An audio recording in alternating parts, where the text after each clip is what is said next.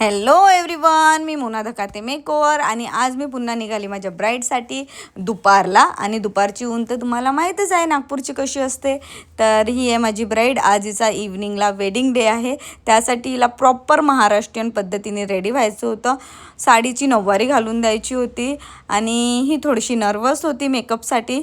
तर मी तिचं रिक्वायरमेंट ऐकून घेतलेलं की तिला कसा मेकअप पाहिजे, त्या अकॉर्डिंग माझा मेकअप स्टार्ट केलेला.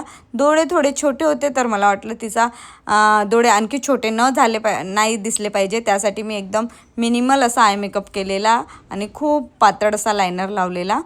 त्यानंतर बेस रेडी करून दिलेला. तिची रिक्वायरमेंट होती की तिला खोपा पाहिजे होता आणि लिपस्टिक डार्क पाहिजे होती, तर त्याच अकॉर्डिंग मी तिचा मेकअप केलेला आहे. तर हा तुम्ही तिचा फायनल लुक बघू शकता.